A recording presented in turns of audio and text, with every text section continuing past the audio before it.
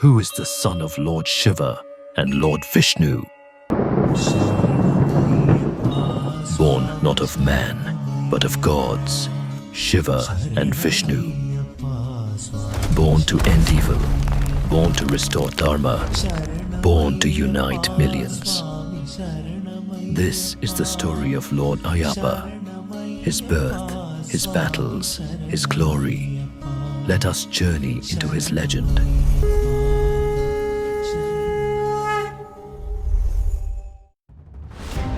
Long ago, when gods and demons still walked the earth, a new darkness began to rise.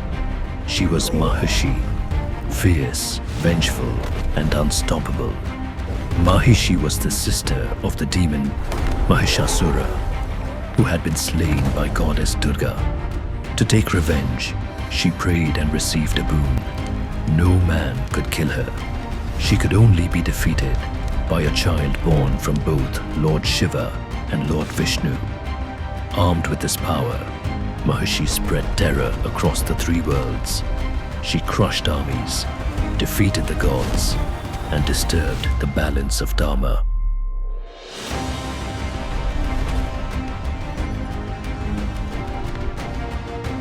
The gods prayed for help. Lord Vishnu answered by taking the form of Mohini, the divine enchantress. From her union with Lord Shiva, a radiant child was born. At birth, a small bell was tied around his neck. Because of this, he was called Manikandan, the one with the bell.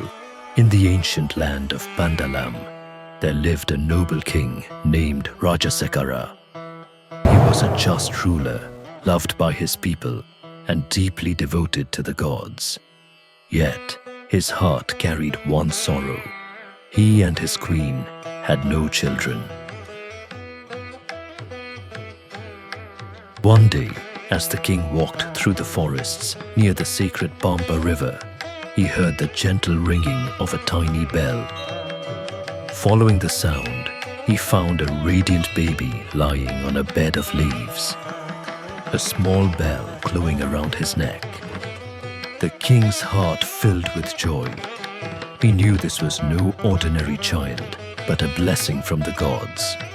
Carrying the infant in his arms, he returned to his palace and named him Manikandan. Manikandan grew into a boy of remarkable strength, wisdom, and compassion. The people admired him, but only the gods knew the truth. This child had come to earth for a far greater purpose. As years passed, King Rajasekara and the queen were finally blessed with their own child. Though the king loved both sons equally, jealousy took root in the queen's heart. A cunning minister whispered fears into her mind that Manikandan, though adopted, might one day claim the throne over her own son. Blinded by this thought, the queen agreed to a cruel plan. Pretending to be sick, she declared that only tiger's milk could cure her. Everyone was shocked. Such a task meant certain death. But Manikandan, calm and fearless, stepped forward. Bowing before his parents, he said, "Do not worry, I will bring it." Then, guided by courage and divine purpose, he set out alone into the dark forest. Deep within the wilderness, Manikandan came face to face with Mahishi. She was monstrous, with the body of a buffalo and the fury of 1,000 storms. Her roar shook the mountains. Her eyes burned with rage, and the earth quaked as she charged at him. But Manikandan stood firm. Drawing upon the power of both Shiva and Vishnu, he fought with unshakable strength. The forest echoed as good and evil clashed in a battle that shook the heavens. Finally, with a mighty blow, Manikandan struck Mahishi down. Her demonic form faded, her anger vanished, and she returned to her true self. Freed at last from the curse, She bowed before the boy god and attained moksha, liberation from her suffering. After his victory, Manikandan returned, not on a horse, but riding a tiger. In that moment, his true identity was revealed. He was Harihara Putra, the son of Hari, Vishnu, and Hara, Shiva. Having fulfilled his mission, Ayyappa renounced royal life. He journeyed deep into the Sabarimala hills, choosing the forest as his eternal home of meditation. In time, a temple was built there.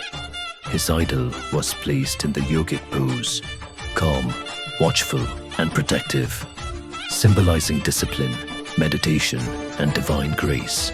Ayyappa himself declared, "Whoever comes to me with true devotion, no matter their caste, creed, or religion, shall receive my blessings." From that day on, Sabarimala became not just a temple, but a sacred path of unity.